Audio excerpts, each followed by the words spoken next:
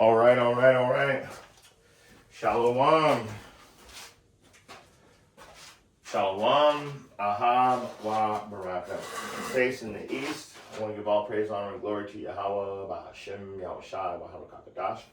And double honor to the elder apostles, the prophets, and the teachers that have been bringing out this 100% truth for the last 30 plus years. So, no notes today. Just 45 mile per hour winds. That's what we've got today. Usually we go out on the streets today, but with 45 mile per hour winds, it's extreme weather in Arizona. So anybody that's ever been here or been able to come to this place, you already know what it is. So what I'll do today is I'm actually going to take notes as I'm doing this class, if I can find them. Oh, extra pencil or a pen. If it fails, we're in luck. I want to take notes while I'm doing the class. That's what I want to do today. So, let's go ahead and go to the book of Isaiah, chapter 41, and we're going to start at verse 8. But thou, Israel, my servant, Jacob, whom I have chosen, the seed of Abraham, my friend. And oh man, already the precepts are coming. Let's read one more. Thou, whom I have taken from the ends of the earth, and called thee from the chief men thereof, and said unto thee, thou art my servant, I have chosen thee, and not cast thee away.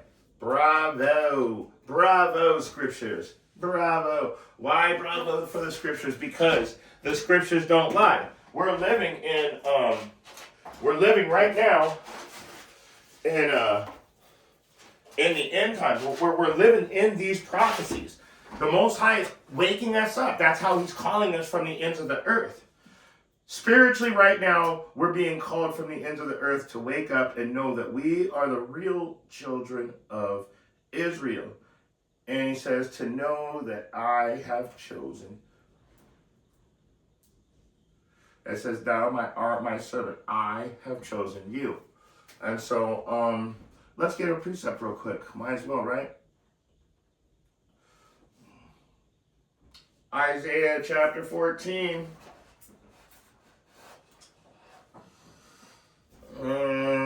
Because it is very clear that he chose Israel in that scripture. Why is it whenever I want to, I literally have to ask for the KJV authorized every time still. So, Isaiah 14, 1 and 2, it says, for Yahweh will have mercy on Jacob, and will yet choose Israel, okay? And set them in their own land. And the stranger shall be joined with them, and they shall cleave to the house of Jacob. And so, what happens when you don't follow the laws? You become strangers. Shit. But anyway, that's the context of stranger for all of you guys that think that everybody's getting in. Woo! That's a lie.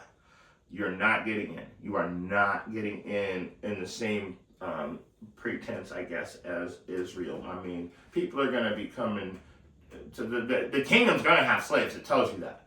And it's not going to be Israelites. We know that. So we'll leave it at that. So anyway, verse 2. And the people shall take them and bring them to their place, and the house of Israel shall possess them in the land of Yahweh for servants and handmaids. And they shall take them captives, whose captives they were. And they shall rule over their oppressors. Going back to Isaiah. So when it tells you that he hasn't cast us away, it's because when we didn't follow the laws, he said he was going to curse us for a certain amount of time. So let's get that too. What was it? What was it? It was um.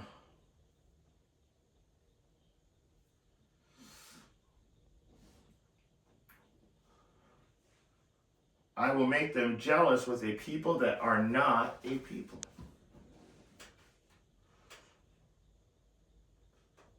There it is. I found it. Let's go to Deuteronomy chapter 32 and verse 21. Why is all that lit up like that? Deuteronomy 32 and 21.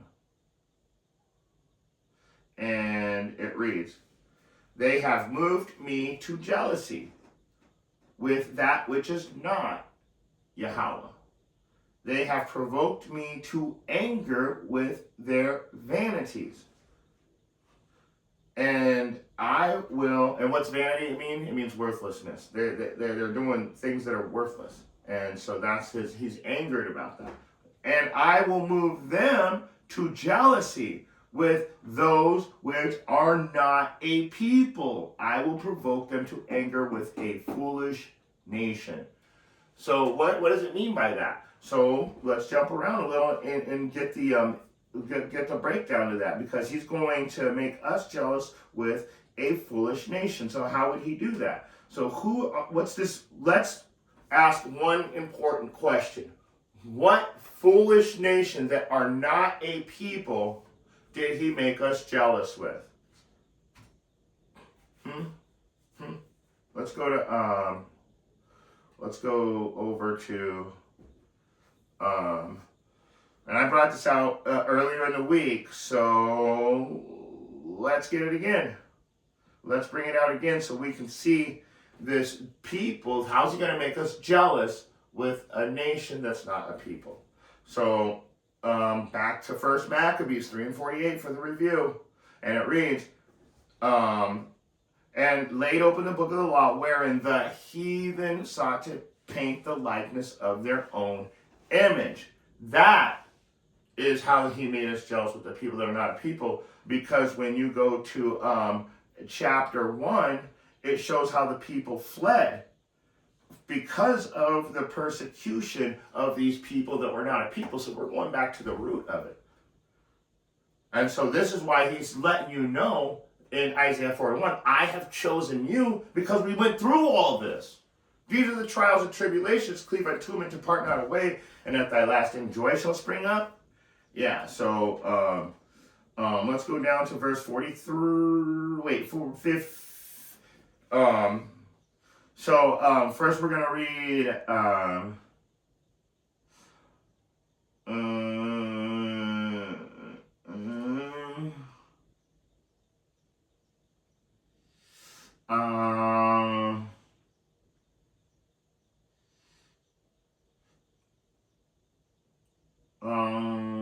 I'm looking for the part where it shows, here it is, verse 38. So let's go to 1 Maccabees 1 and 38. What happened to us when this people that are not a people that he made us jealous with, how did they become the people that were able to paint their likeness? Well, verse 38, and so much that the inhabitants of Jerusalem fled because of them, were upon the city and made an habitation of strangers. There we go, back to Isaiah chapter 14 and 1. They made our habitation into strangers. And this stranger in this context is like these people were actually coming in, taking over, and replacement theology. Why, when you go to Germany, you have a certain race of people called the Vandals. Have you ever heard of vandalism? Well, it comes from the Vandals. And what did the Vandals do? They destroyed all of the so-called black history, which was Israelite history in Germany, and replaced it with theirs. So these people are doing the same thing to this day. They were doing it back then, and so what happened to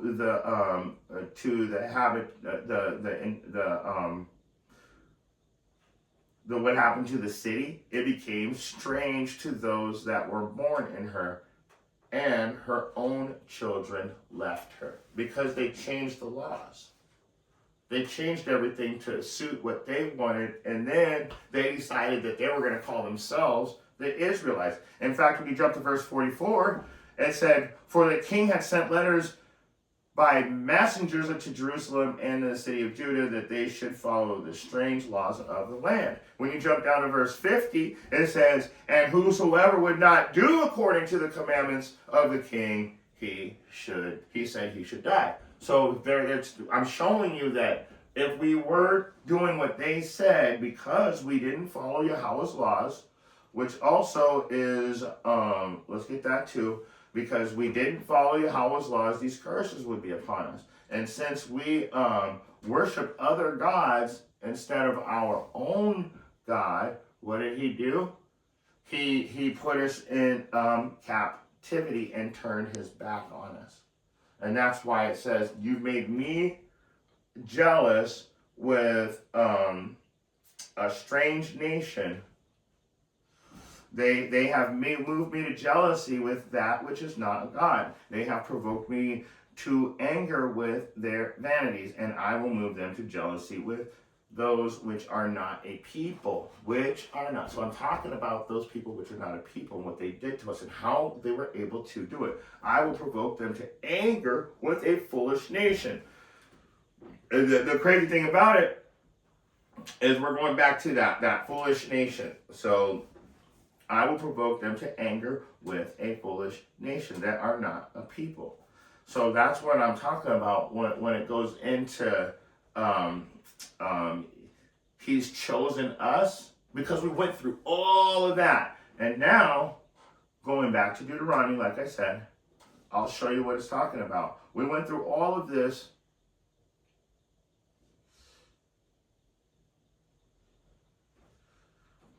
And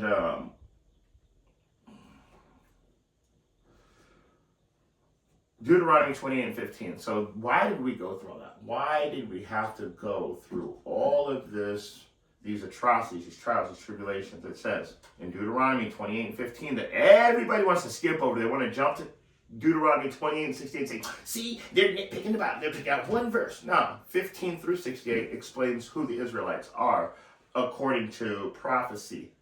So, going to verse 15, it says, "But it shall come to pass, if thou wilt not hearken unto the voice of the Lord Yahweh, to observe to do all his commandments and his statute, which I command thee this day, that all these curses shall come upon thee and overtake thee." And the curses are, you got to remember that our enemy is going to get way above us, and we're going to be far down below them, and they're going to be able to destroy us. And he's going to remember, he's going to send a nation against us. So all these things are happening. Didn't you say that in verse 64? I think that's where, let's read it. "And the Lord shall scatter thee among all people from one end of the earth unto the other.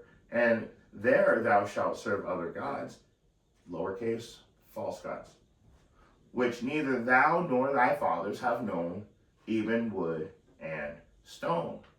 So not only are they going to have us worshiping other gods, they're going to have us, they're going to scatter us from one end of the earth unto the other. That wood and stone, of course, is Christianity and being a Muslim or Islam or however you want to call it. All of that goes right into curses against us. But here's the point, verse 65.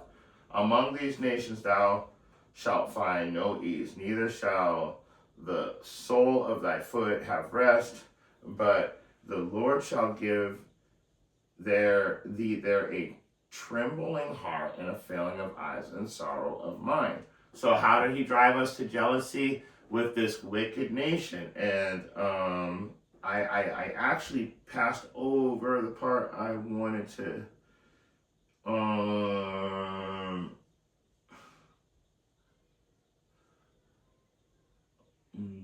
where is it?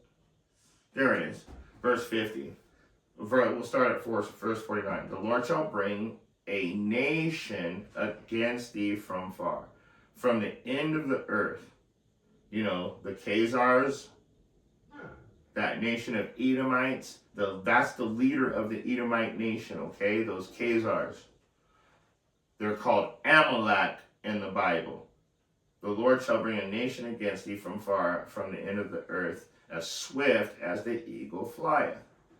A nation whose tongue thou shalt not understand. So we already know that these Edomites have an eagle representing them all the way back into Roman times. The eagle goes back really far back, actually. But that eagle represents judgment against us.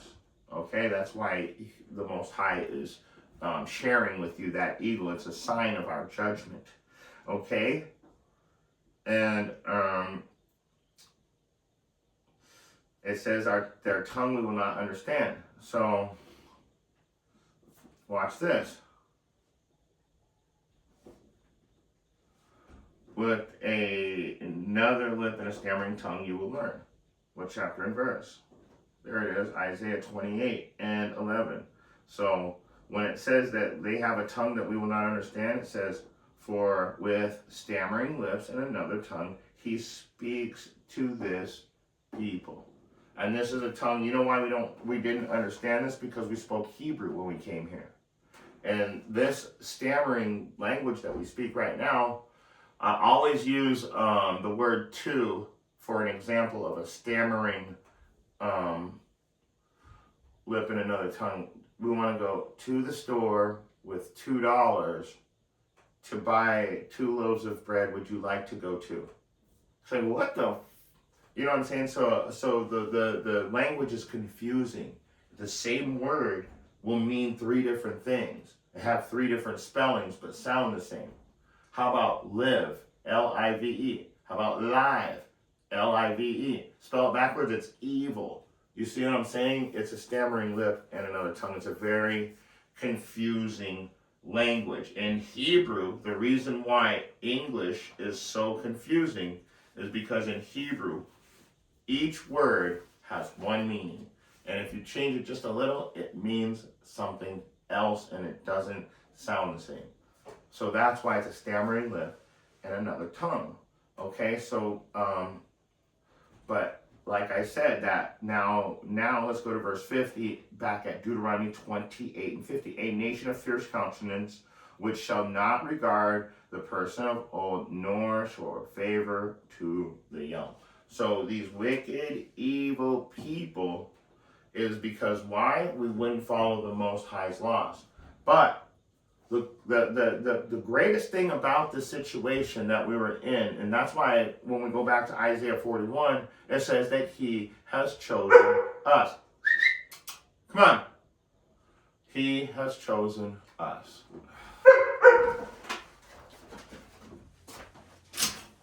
Slakia. Come on.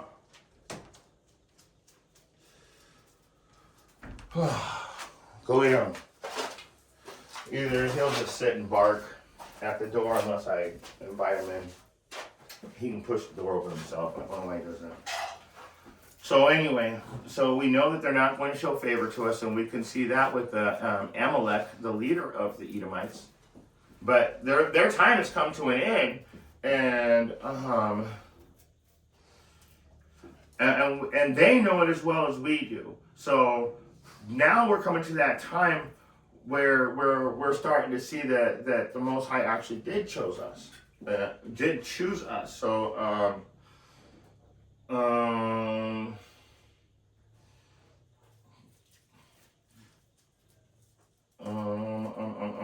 well, we'll just get that really quick since I said it and it's on my mind. And it's Romans 9 and 26, of course. Been bringing that out a lot lately because that's getting ready to happen. It shall come to pass that in the place where it was said unto them, you are not my people, there they shall be called the children of the living God. So we know that now. So when we go back over to Isaiah 41, and it says that in verse 9, I have chosen thee and not cast thee away. because he did all of these things to us throughout history because we were not willing to follow the instructions.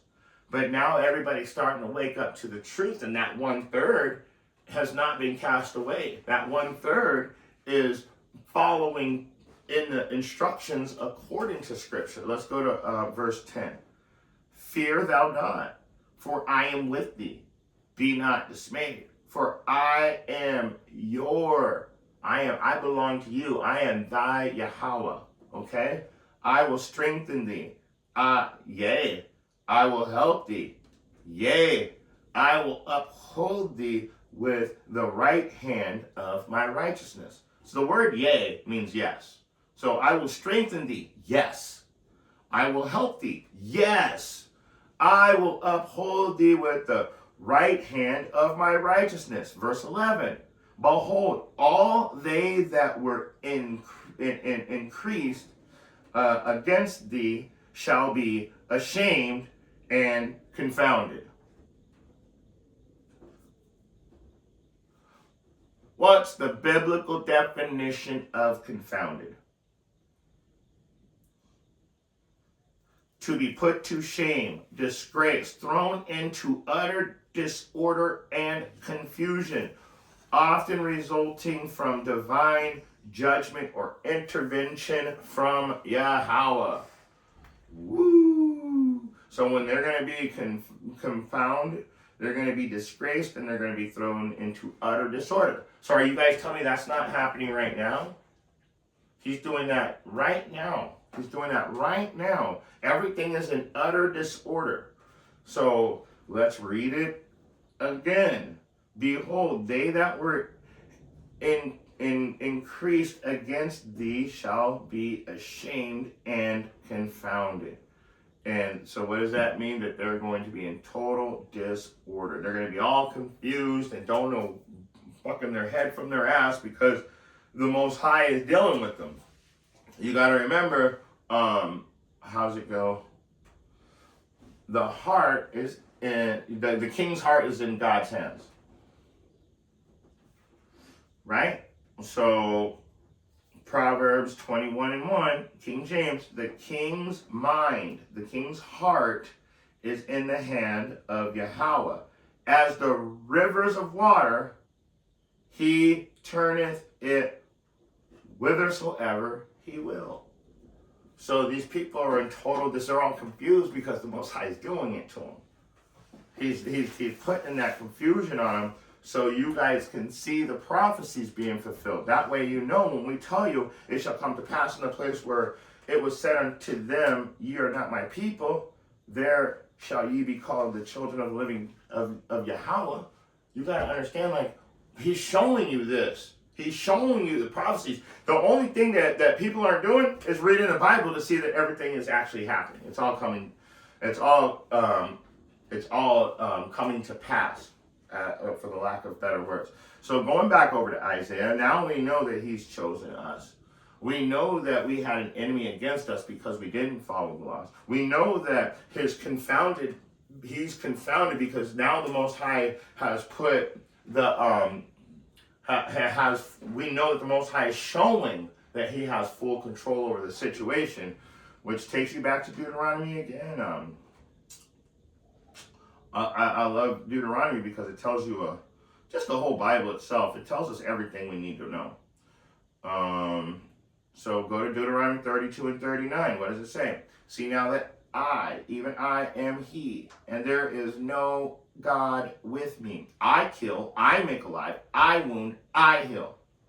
Neither is there any that can deliver out of my hand. Straight up. It's been written. So going back to Isaiah now. So you know that the king's heart, his mind, belongs to Yahweh, and you know that Yahweh is doing everything the way he wants it done, and he's doing it to show you, to fulfill prophecy. He was doing this stuff to fulfill the prophecies, to show you that, yeah, there's only one God, and it's the God of this Bible that everybody seems to think isn't real, and they all want to keep going and referring to the outside books that were taken away. but you guys don't understand this book, so how do you think you're going to understand all the outside books that were taken away? You don't understand anything. And I'm not talking about like the Apocrypha. I'm talking about the book of Enoch, the book of Jasher, the Jubilees, the book of the Giants. You guys don't understand that shit. And then it's been interpreted wrong too, a lot of it.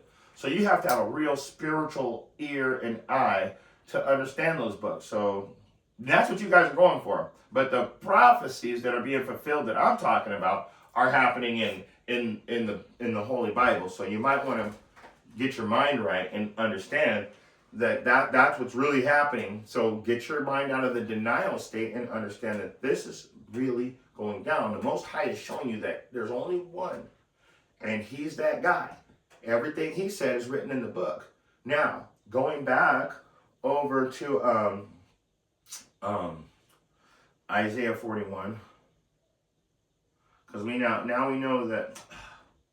What the? Nobody said to go to Genesis. Okay.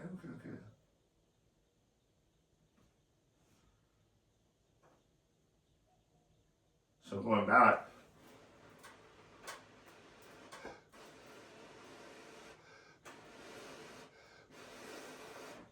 it'll burn for a little while before it goes out. Okay, so going back to Isaiah 41, and now we completely understand when it says that I have chosen thee, thou art not cast away, and anybody that was coming against you. So for I am with thee, be not dismayed. I am Yahweh. I will strengthen thee. I will help thee. I will uphold thee with the right hand of my righteousness. So we understand that now. How is he going to do that? He said that he's going to confuse our enemies in the end times. Right? Verse 11. They shall be ashamed and confounded. They shall be as nothing. And they that strive with thee shall perish. So the people that are coming against us are getting ready to die. And that's another thing. And so why are they increasing this oppression so bad on us? Why are they like, it's like, damn, man, you guys are doing everything you can, it seems like, to kill us. Out of all the things in the world, it seems like they're doing everything they can to take us out. Revelation 12:12.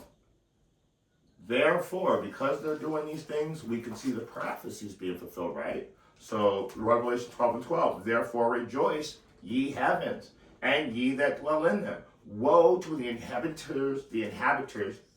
of the earth and the sea. For the devil is come down unto you, having great wrath, because he knoweth that he hath but a short time.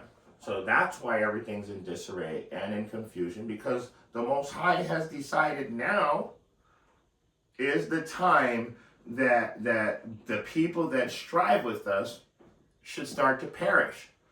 And where is that? And so it even tells he even tells Abraham that there's going to be a time period of about 400 years, and then he's going to punish our oppressors in front of us, and then he's going to save us. So I do believe that is starting to happen again, because we're living that right now. And that already happened during the time of Egypt. Just so happens that when the Most High sends Yahushua, it says that there's going to be a second Exodus. Woo! So just keep that in mind for those that can receive it.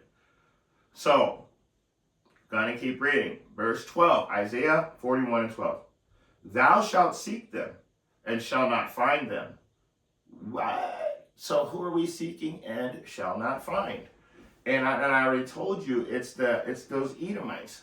But let me read it again. Thou shalt seek them and not find them. Indeed, them that contended with thee, they that war against thee shall be as nothing, and as a thing of naught.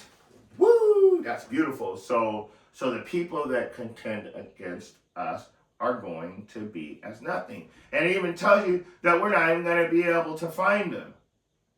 Let's see if that's confirmed through a precept somewhere else in the Bible. Book of Obadiah, KJV authorized. Book Obadiah only has one chapter, so it's Obadiah chapter 1, and they still didn't give me the authorized version. I asked for authorized. Come on now. They do this to me every time. I have to go 10 pages deep just to get to the correct version. Can't believe it. A commentary? No, fuck your commentary. Oh, come on, man. They do this shit on purpose. Make me go 3 pages in just to find the king. Book of Obadiah. Let's see, maybe. What the? There it is. That is crazy, right? Trying to hide the book of Obadiah from me. Why? Because I'm about to show you guys that it says that they will be as nothing, right? So let's see if it says that in the book of Obadiah, verse 16. Because the people that contended with you are going to be as nothing. The people that contended with you, the people that oppressed you all these years are going to perish. So let's see what Obadiah 1:16 says. For as you have drunk upon my holy mountain, so shall all the heathen drink continually. Yes, remember, yea, it means yes. Yes, they shall drink, and they shall swallow down, and they shall be as though they had not been. They'll be as nothing. In fact, if you read verse 15, for Yahweh is near upon all the heathen. As thou hast done, it shall be done unto thee. So all of you motherfuckers that tried to oppress us, not just the Edomites, that's the number one top ruler. That's who you guys got drunk off of, thinking that you could do the same thing. So now everybody's screwed. And it says, all you heathen, as thou hast done, it shall be done unto thee. Thy reward shall return upon thy own head. Your reward. The Most High said, I'm going to give you a reward for what you did. What's that reward? It's going to be your death. You are going to perish. And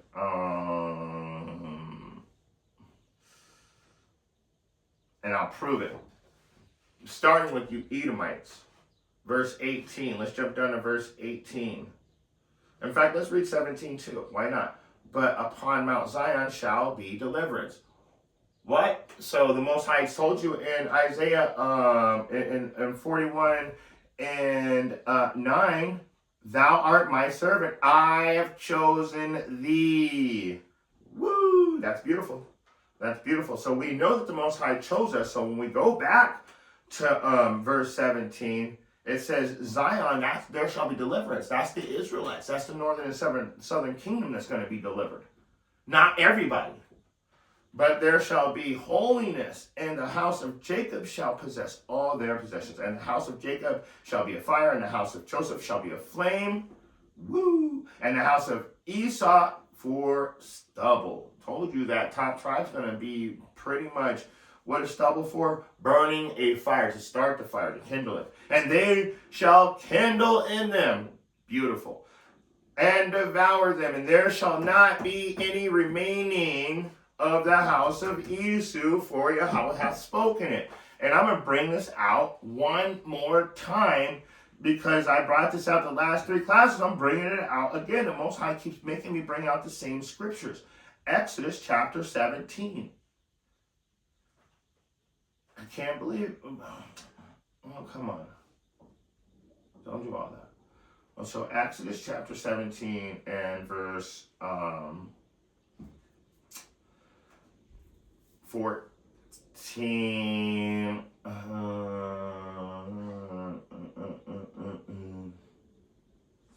Yeah, let's just read 14. And Yahweh said unto Moses, write this for a memorial in a book and rehearse it in the ears of Joshua. You know why? Because why is it for a memorial? Because these prophecies, these are prophecies written for us in these end times, and I'll prove it. So, write it for a memorial in a book and rehearse it in the ears of Joshua. I will utterly put out of remembrance of Amalek from under heaven. He said, I'm going to personally remove you guys forever. Why? Because Yahweh hath sworn that Yahweh will have war with Amalek from generation to generation. We're warring with them right now. Now Amalek is thinks that they rule the world. So they made a big mistake. But in all of that, you got to remember, they're saying that they're the children of Israel. And if you do anything, it's going to be anti-Semitic. I tell you right now. So what is the Most High doing with them? They that strive with thee shall perish. They that war against thee shall be as nothing and as naught. Verse 13. Go back to Isaiah 41 and 13. We're going to move on. For the Lord Yahweh will hold thy right hand, saying unto thee, fear not, I will help thee. Verse 14. See that? He's going to help you. And I can show you that too. Let's get that real quick. How is Yahweh going to help you? So let's go to make sure we can get to it. Sirach, chapter 2. These are go-to verses. Everybody should know these. It says, let's read it again real quick. It says,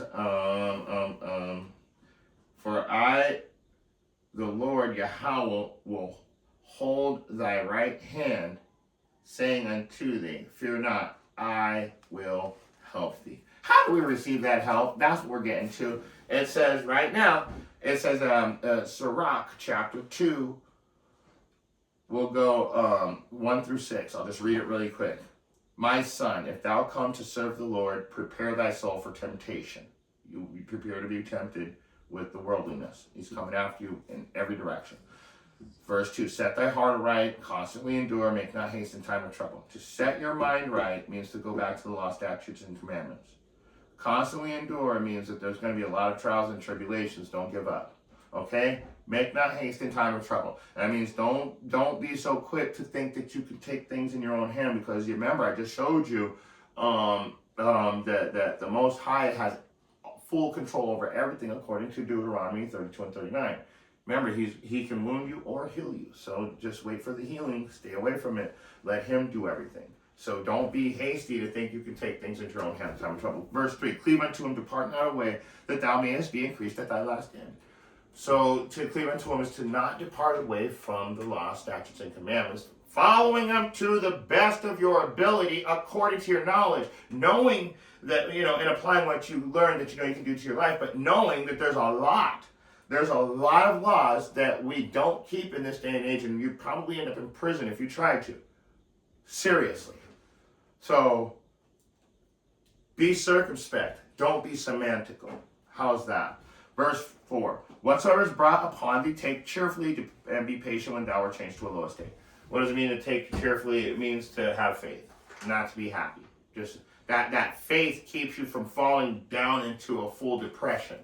So that's why they say take cheerfully, because the Most High is dealing with you. If he's going to make something bad happen, well, if you cleave unto him, depart not away, that thy may be increased at thy last end. You got to know something good also is going to happen for you if you can receive it. Jeez. So whatsoever is brought upon thee, take cheerfully, and be patient when thou art changed to a low estate. And what I tell you about being patient, make not haste in time of trouble.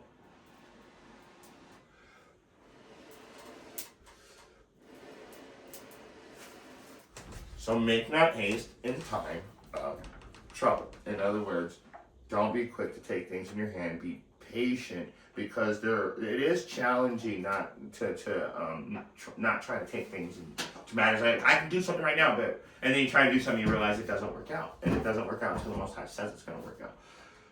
Verse 5, for gold is tried in the fire, acceptable man in the furnace of adversity. So he's pointing you through this stuff to show you that you're golden. How do you know when gold's been refined? It's when the goldsmith can see his reflection in the gold. So when you're reflecting his way of life that he wants you to live, that's when you become that refined piece of gold. Here's the point. Believe in him, and he will help thee. Order thy way aright, and trust in him. Verse 7. They that fear the Lord wait on his mercies, and go not aside lest ye fall. So that's what it's talking about. That's what it's talking about. So when it says that he will hold thy right hand, saying unto thee, fear not, I will help thee, you've got to do your part too. That's why only 1/3 is getting in. Because people think, oh, well, it says right, yeah, but you haven't done anything from here to here. Then all of a sudden you just want to jump in. Now there are people that are going to be able to do that. That's why that's why that's called the harvest. I'm going to give this guy a penny at the beginning of the day. I'm going to give this guy a penny in the middle of the day. I'm going to give this guy a penny at the end of the day. But they're all there for the same reason, for that harvest. So there are going to be people that just fall back into place at the end. But not everybody. It's 2/3 of what I'm talking about right now. You think that he's just going to come in and hold your hand for you? No, you got to die a painful death for not following instructions. That's why there's other scriptures that are going to say, I do not know you, depart from me, you workers of iniquity. We are talking about specific people right now. Only 1/3 is going to make it. So how's he going to hold your hand when you're out doing wickedness? It's not going to happen. And there are a lot of people that are following these laws again. They may not have the name right. And I don't understand that either. And there's a lot of people that are off. But what's happening is they're over here, and these ones are way over here, and here's where we need to be. And they're slowly coming back to where everybody's being aligned in that same truth again. And it's beautiful. So, back to it. Isaiah chapter 1, verse 14. Fear not, thou worm Jacob, and ye men of Israel. I will help thee, saith Yahweh, and thy Redeemer, the Holy One of Israel. He said, worm. What does that mean? It means defenseless. You're a worm. You're defenseless against these people. They say, don't worry about that. I'm sending Yahushua and the Shabbat, the Lord's army.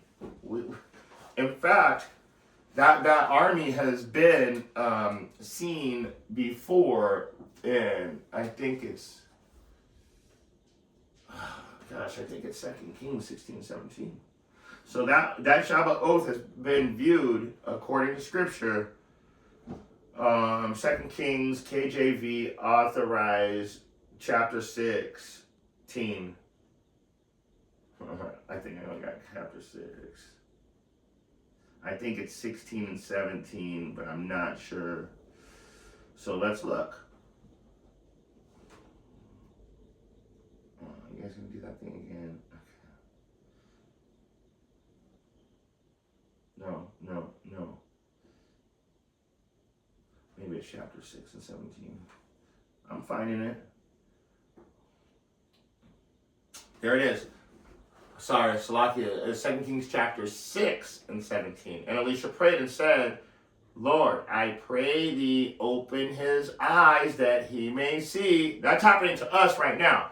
Now, he's like talking about something different, but we're opening our eyes to a spiritual awareness and a spiritual awakening. He's physically going to show the young man the Shabbat, the Lord's army. So listen carefully. And Elisha prayed and said, Lord, I pray thee, open his eyes that he may see. And Yahweh opened the eyes of the young man, and he saw. And behold, the mountain was full of horses and chariots of fire round about Elisha. So you understand that's who's coming to save us. So when he says in Isaiah 41 and 14, it says, fear not. Why? Because we got the whole army with us. Thou worm, we may be defenseless. The weapons of our war are spiritual, not carnal. We know that. But we got our big brother coming. You ever say that? Hey, I got my big brother. It's like 6'5". I'm 6'1". I'm like one of the shortest, skinniest guys in my family. My big brother's like 6'5", and all my cousins are about between 6'5" and 6'7". And the weird thing is all of us, our parents are shorter than us by a foot. I don't know how we all came out so much bigger. But I've said that before. I'll get my big brother. I'll go call my big brother right now. Should I still say that to this day? My big brother works for the CIA. I'll call my big brother. He doesn't work like the way you guys think. He's in. I'm not even gonna say what he does. But anyway, the point is that he said that he will send who? He said that he will send the Holy One of Israel. That is Yahushua. That's why I say I'm going to send my big brother, because Jacob's just a worm. And you men of Israel, I will help you, because we're defenseless against the system that we're in. And Yahweh, and so I will help thee, saith Yahweh. Yahweh said he's going to help us. So those words are beautiful words, because he also said a lot of other things that are happening right now in the scriptures. We're watching prophecy unfold daily. So that's beautiful that he said that he's going to send the Redeemer, the Holy One of Israel, which is Yahushua. That's why I say I'm going to get my big brother. I may be defenseless. You might be able to beat me, but you can't beat him. That's the real truth too. Let's keep going. I'm literally sitting in here today. I might as well tell you, it's like 45-mile-per-hour winds outside. It's like Arizona is extreme. It's very extreme weather. So, and at 45 to 50-mile-per-hour winds, you can't even keep your tripod up. So I'm just going to call it and just do classes today inside. And it sucks because it always fucks. Because last week it was like 30 to 35-mile-per-hour winds. Now it's 45 to 50-mile-per-hour winds. And those gusts that come in, poof, blow everything you have away. Blow my kid away, damn. But so anyway, like I said, we're just going to stick to just doing a class, an indoor service today. So let's go to verse 15. Now we understand that the Most High knows that we're defenseless. He knows that he said he's going to help us. And I told you it's only that 1/3. So don't think that just because, in fact, let's get it. I think I know where it's at, but I always keep forgetting. The 2/3 must perish and die. Yeah, Zechariah. See, I keep thinking Zechariah 3 and 8. That's why I just looked it up. It's Zechariah 13 and 8. Every time I do that, I go with the 3 instead of the 13. So, but it's really important because it says, according to the King James Version, it shall come to pass that in the land, saith Yahweh, 2 parts therein shall be cut off and die, but the 3rd shall be left therein. That's why I keep trying to tell you guys, this is only for the 1/3. The Most High is coming to help the 1/3. Now, everybody has an opportunity that's one of the children of Israel to change, but we all know that it's written from the beginning who's going to make it into the book of life and who's not. At this time, on this side, who's going to be taken and chosen by Yahushua to be redeemed at this time, and who's going to have to stay behind and die a painful death. Now it tells you in the scriptures, all Israel shall be saved. So how is that possible? The Israelites that don't make it will be born in the kingdom in righteousness through the 1/3 that made it. So you guys thinking that there won't be any wives or any life in the kingdom, you're absolutely wrong. That it's gonna be, you guys gotta understand that you don't know what the fuck you're talking about. That's all there is at the end of the day. So anyway, fear not thy worm Jacob, and you men of Israel, I will help thee, saith Yahweh, thy Redeemer, the Holy One of and thy Redeemer, the Holy One of Israel. So he said, I'm going to help you. How? Because I'm going to send my son down there. I'm going to send your big brother out there to go clean things up. I'm looking through the window right now, and I see you there. You're getting picked on by everybody. I'm going to send your big brother out there, and he's going to whoop everybody's ass. And that one dude that slapped you right in your face directly and kept telling you, I'm you. Remember that guy? What was that guy? Well, who was that guy that kept saying that they're the real Israelites? Remember that? Remember?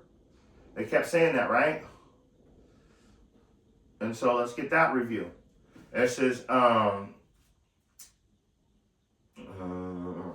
get it in a different one. This one wants to stop. This one always does that. It'll start getting slow halfway through a class. No.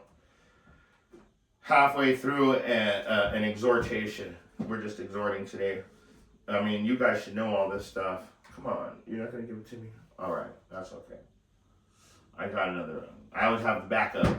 Gotta have a backup. Okay, so like I said, I said that the Most High is looking out the window, and you can see that one person that was trying to steal your identity is going to send his big brother out there to take him out, right? So who is that person? Who's trying to steal your identity? Let's prove that they were trying to steal our identity on top of that. It says, behold, I will make them of the synagogue of Satan, which say they are Jews and are not, but do lie. We're coming to get you, Amalek. We're coming to get you.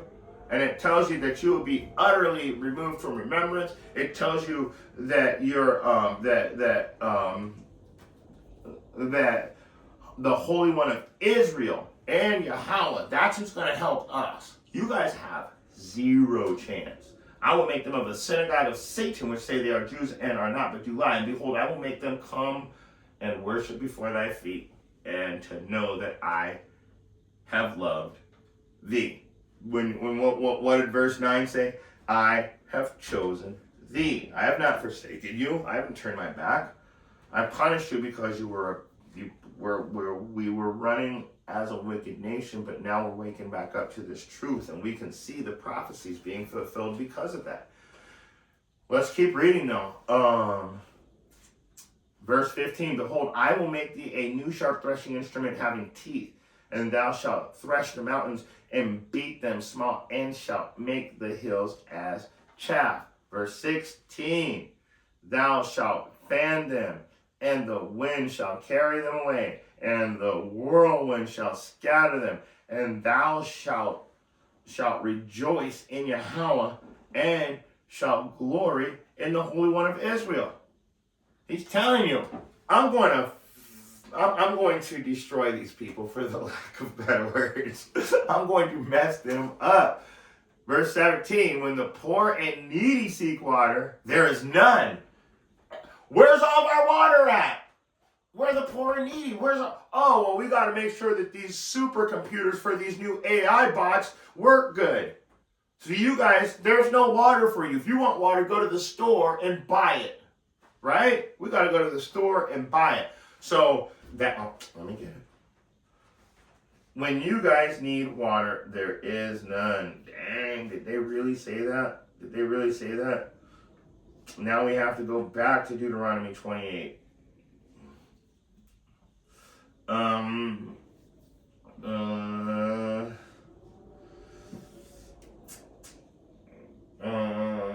There it is. Deuteronomy 28:48. There shalt thou serve thine enemies. There shalt thou serve thine enemies, okay? And which Yahweh hath sent against thee in hunger, in thirst, water, there is none, and in the want of all things. Hunger, thirst, and in nakedness, and in the want of all things, and he shall put a yoke of iron upon thy neck until he hath destroyed thee. Don't you know that all of the slave ships were funded by the Amalekites? You know, the small hats.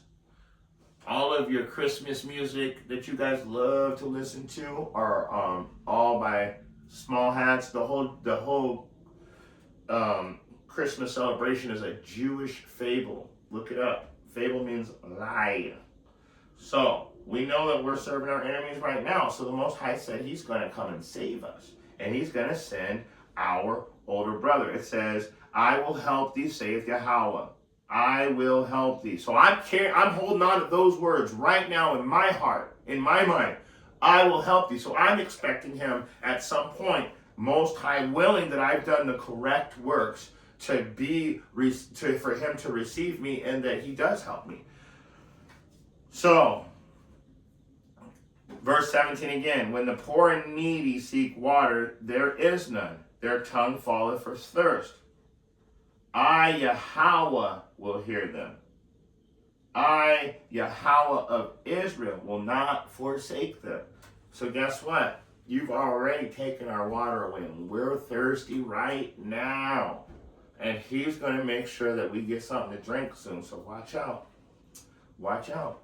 Verse 18, I will open rivers in high places and fountains in the midst of the valleys. I will make the wilderness a pool of water and the dry land springs of water. You're not going to do that until we get rid of yo asses.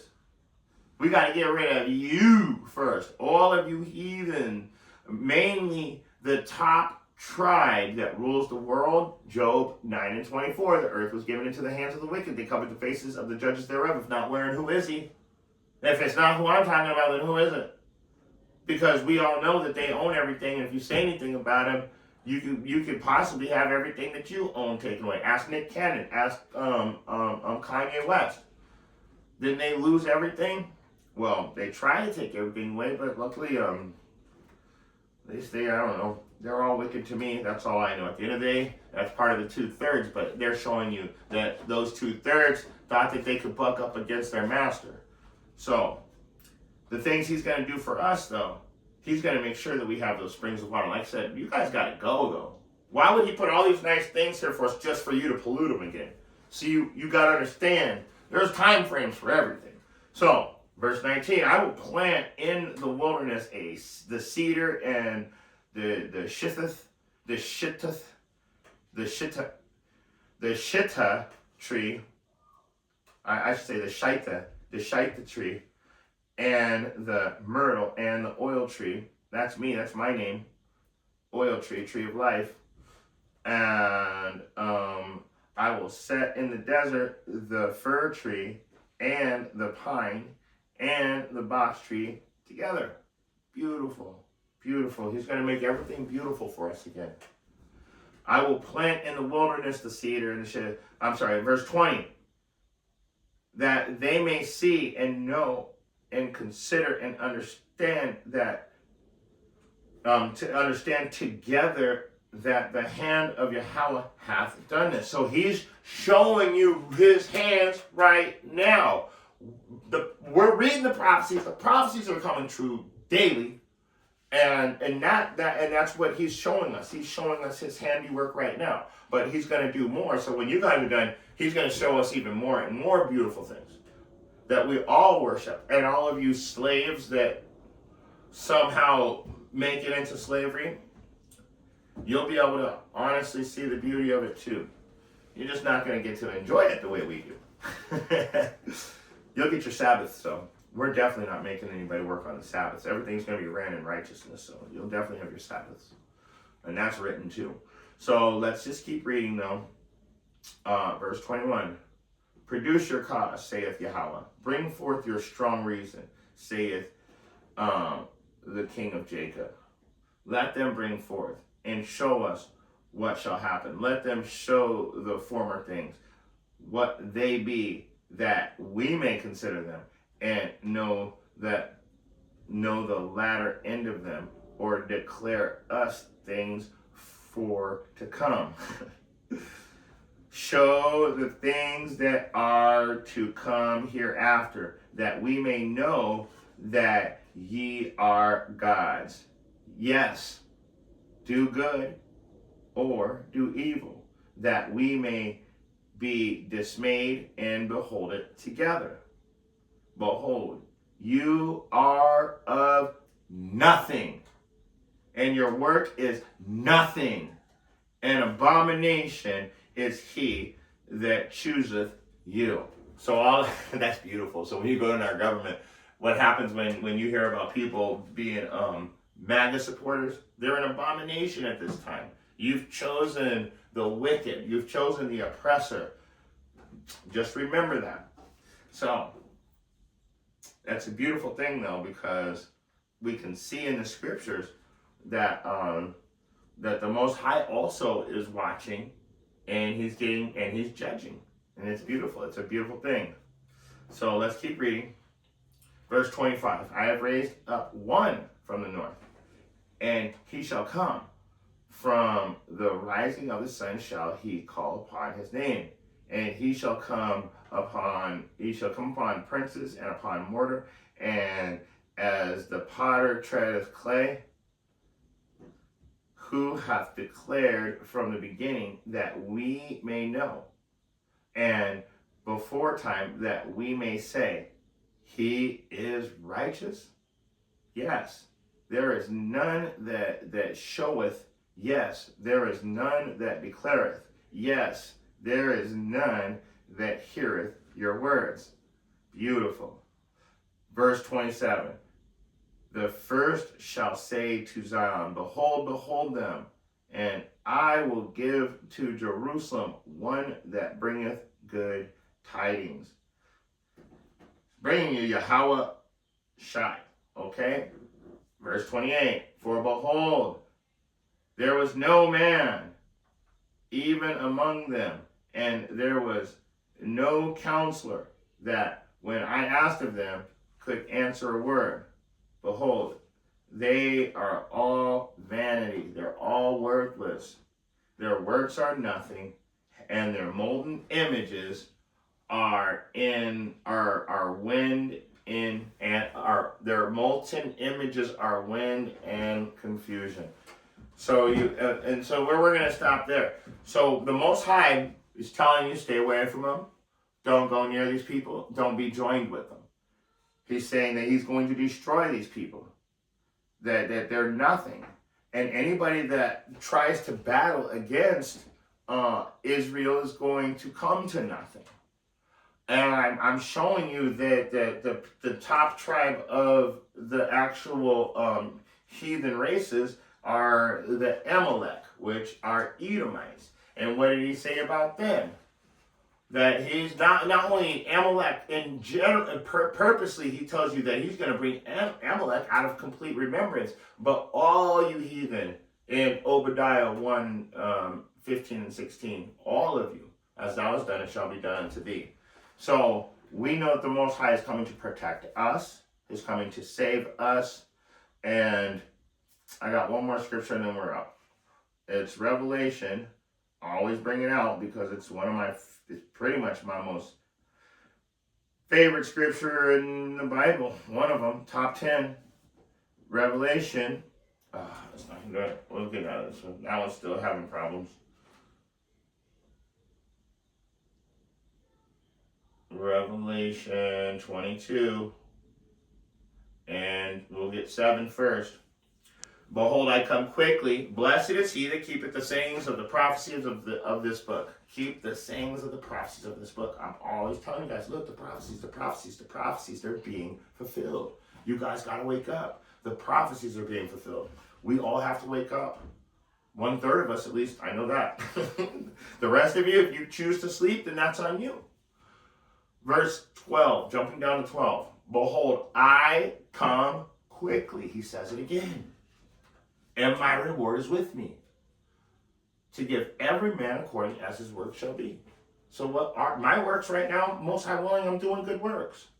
Now today there's 45-mile-per-hour winds outside. I don't see myself going out on the streets today. I want to, but last week was rough with 30-mile-per-hour winds, 35-mile-per-hour winds. I don't know. Now it's 45 to 50. So it's like it's worse today. So it's kind of got me confounded, but Most High willing, I'm doing those works, and I might receive according to what I've done. So Most High willing, I've done the right thing. And if you have eyes to see and ears to hear, I hope you were able to get something out of this message. Shalom.